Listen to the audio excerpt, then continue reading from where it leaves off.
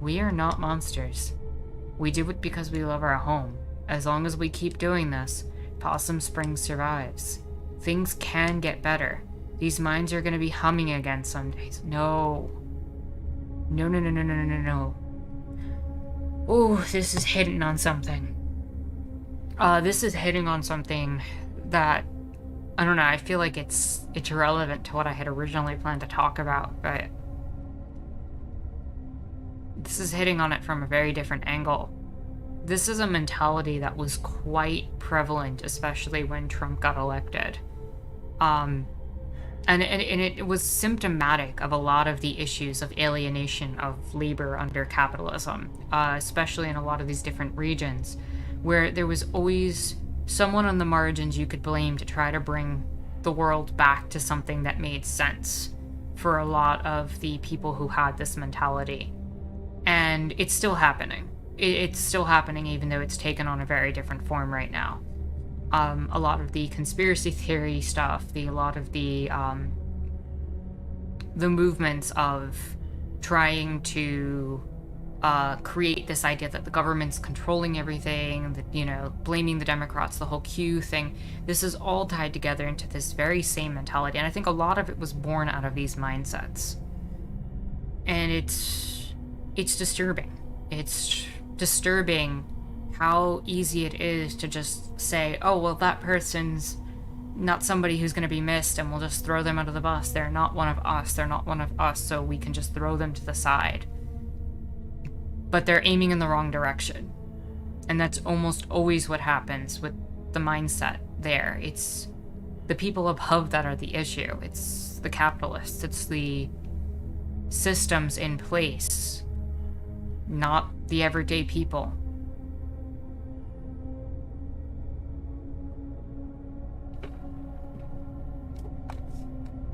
The mines are not coming back. Hopefully, right? Like, you don't want them coming back. And, like, there's this weird glorification of the old days, because at least there was jobs then. And a lot of people lose that sense of history that most of their parents, grandparents, great-grandparents were leftists. They were people who were trying to fight capitalism to make sure that the jobs that they had were actually paying enough for them to survive. And it's only by moving in that direction again, by reclaiming our ancestry back to that point, our intellectual ancestors, our worker ancestors, whatever direction or way that you want to talk about that, not necessarily our physical ancestors or biological ancestors, but the people who, you know, had these same kind of thoughts about overthrowing and changing the system that made it so that people couldn't survive, who thought it was an acceptable tradition to have an owner own this large piece of property while they sent people into the mines to work at low starvation wages and didn't really care if people lived or died, when they fought against the fumes and the conditions of the steel mills, and they fought against all of that. The National Guard was sent in. That's the target. That's where the problem is. It's never been immigrants. It's never been other people who are different from you. It's never been anything like that. It's always been the people who are in control and claim that because they, quote-unquote, own something and have a piece of paper that says that they can enact the violence of the state against you, that's what gives them the authority to do this. There's nothing to that piece of paper. There's nothing behind it except the barrel of a gun from the National Guard. And the sooner people realize that, sooner things are gonna really start to have to change and begin to change again. Old mills puff and smoke. You kids don't understand that. We lost what our world was built around. It used to be you provided for a family, bought a house. Now you're stocking shelves at the grocery store. Kids leaving more than they're staying. No opportunity here. Old people dying, houses left empty. You ever seen that? A home become a tumbled-in pile of wood and plaster? Gangle says they're looking for the shortest shortcut to certainty and safety, back to what they think of as something they know and trust. You're right, and it's worth saying that, right? And the thing is, in all of it, they're forgetting how that place that they knew and that was truthful and what they trusted was a prison in and of itself. And it was a prison created by the system and structures in place. Jaguar says, facts, Tara. Thank you. Thank you for that.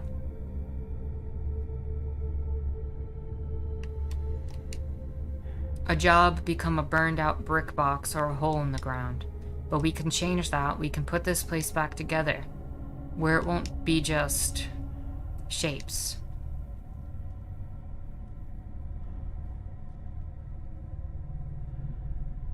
I'm gonna die down here.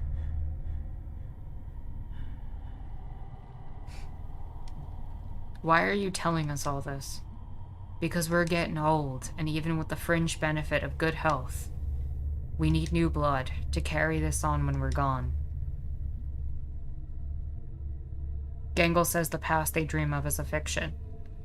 They act like working in the mines and working in all these places was some sort of paradise, and it was a disaster.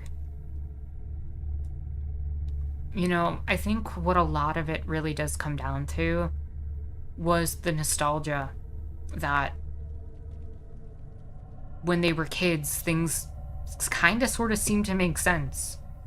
And there was a chance at them achieving something.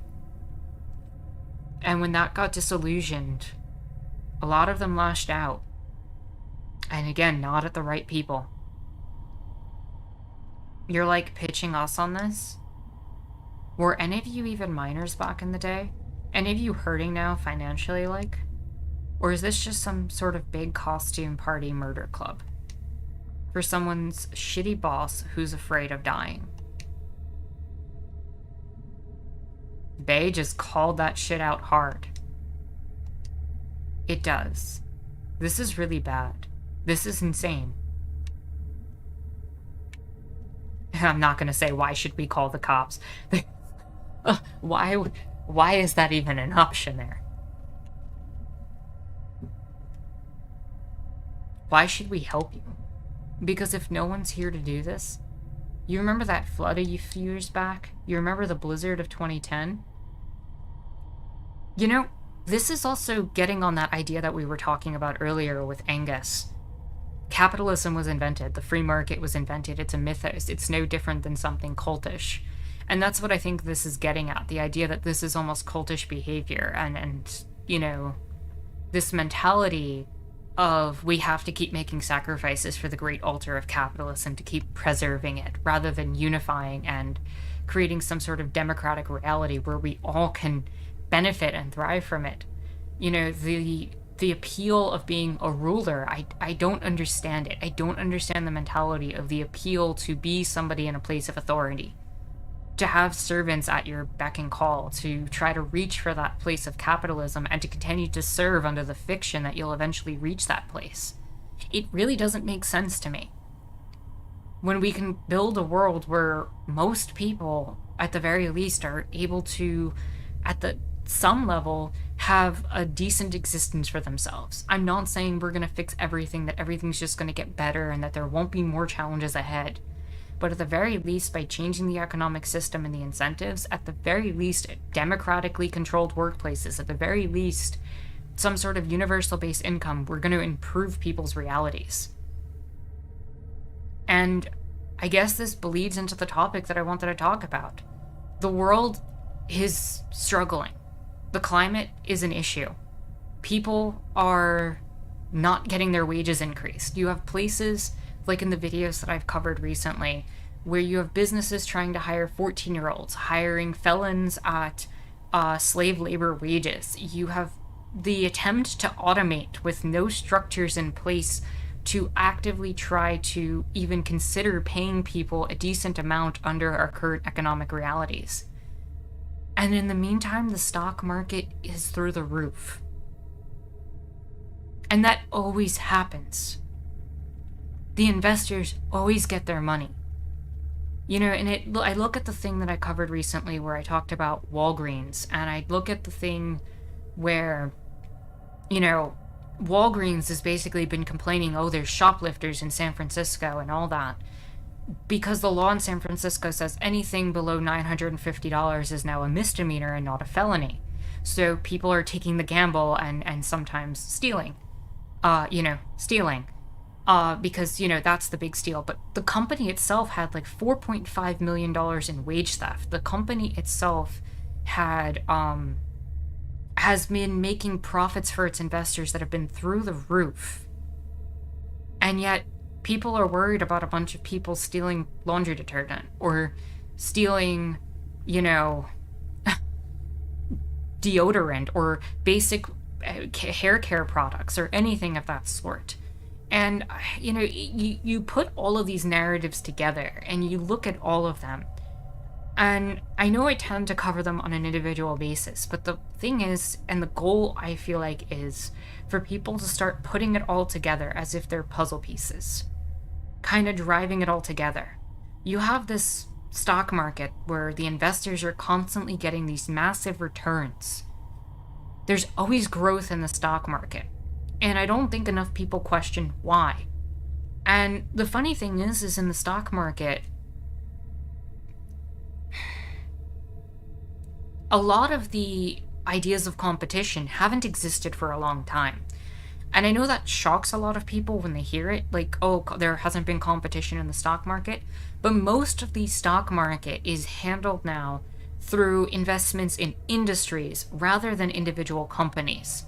So rather than investing in, say, this one particular company, Company A, people will invest in a portfolio that diversifies between all of the companies that represent Industry A.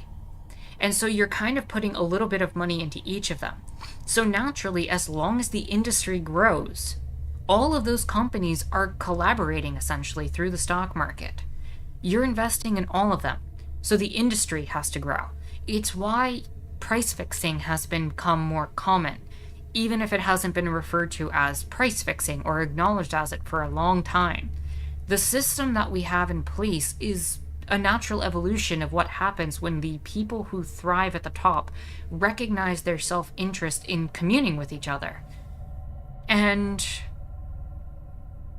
buying up properties en masse and buying up wealth en masse and never really letting people have any control of anything.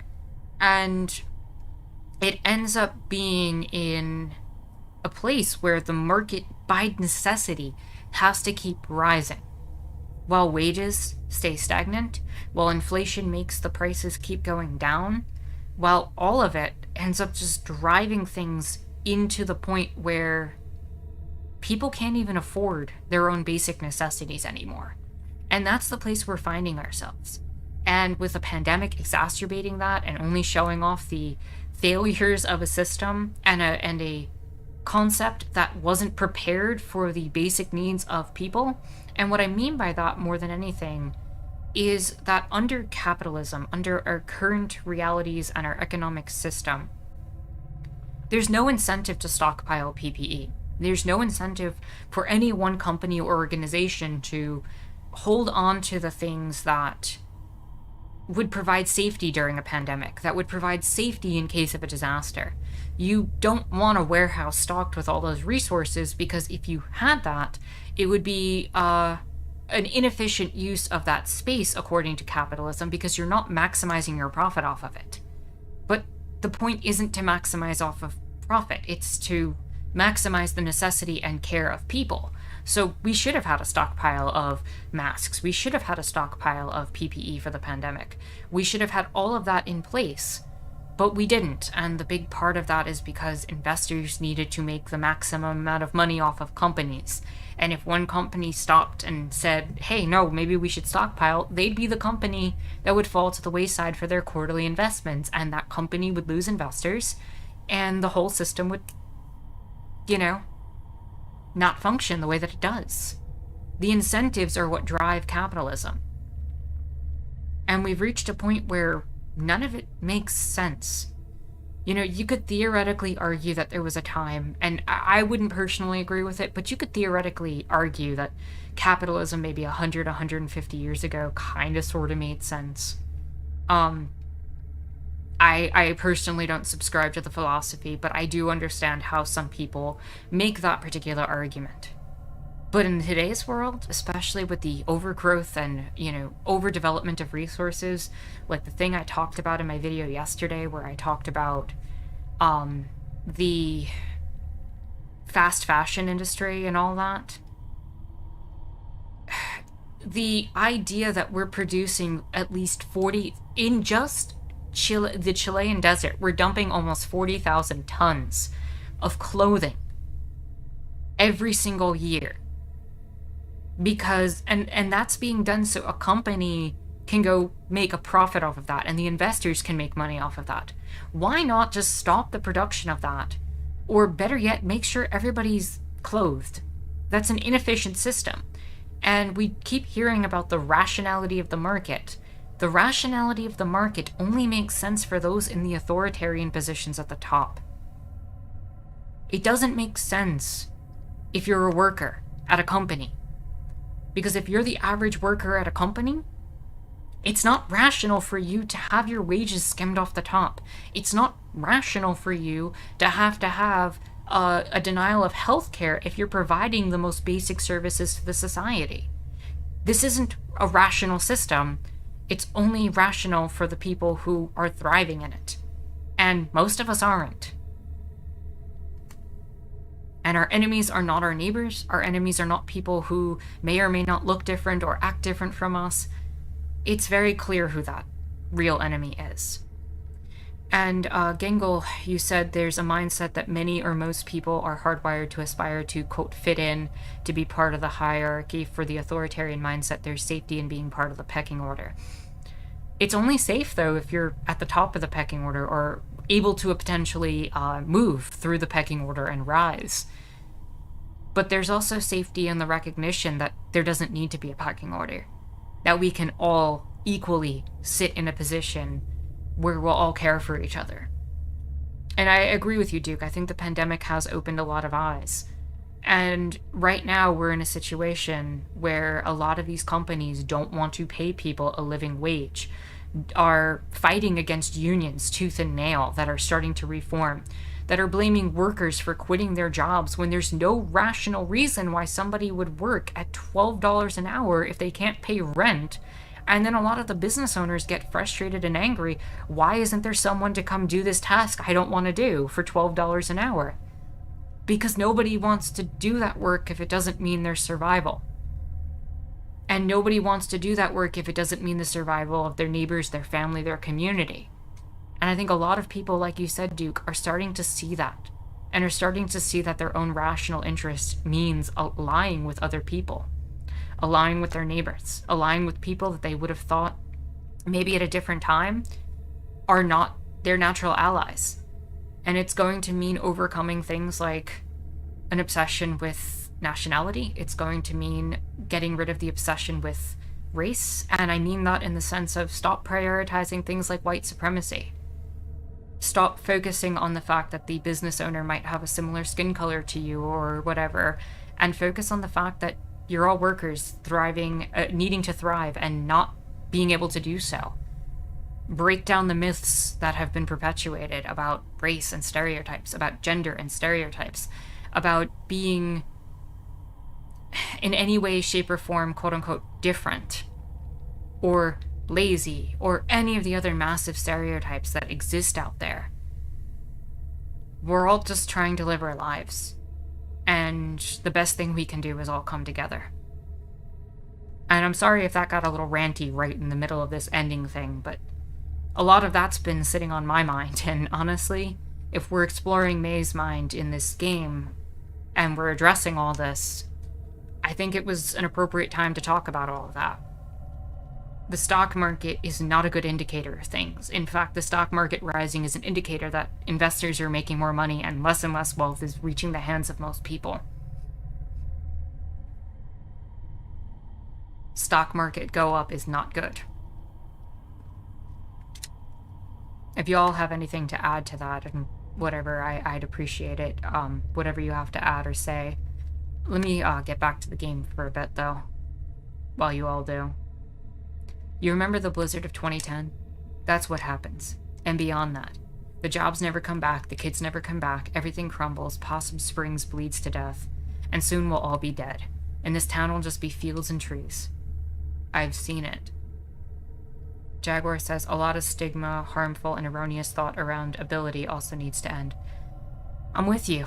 I'm with you there as well.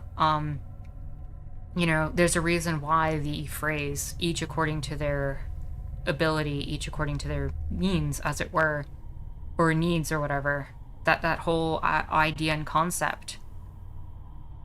We do what we can, we give what we can, and we always get back what we need. That's the concept of anything that is even remotely leftist to me.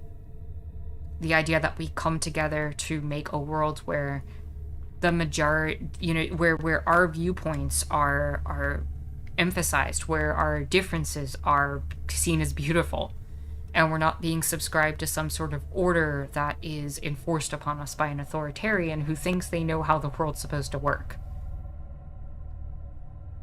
And that authoritarian is an authoritarian, whether it be by divine right to rule, or whether it be because of I have an army to back me up, or because I have a piece of paper that says I have more money than you and therefore more right to control the economy than you. And people forget in all of that when it comes to things like ability, when it comes to things like gender and the gender spectrum and all that, like, that doesn't make a person bad, or doesn't make a person, something that you shouldn't respect or care about. They're, again, not the issue. And I'm 100% with you, Jaguar, in mentioning that the ideas around ability, around mental health, the stigmas that we put out there around all of that need to be addressed in a very different way than how we're doing it.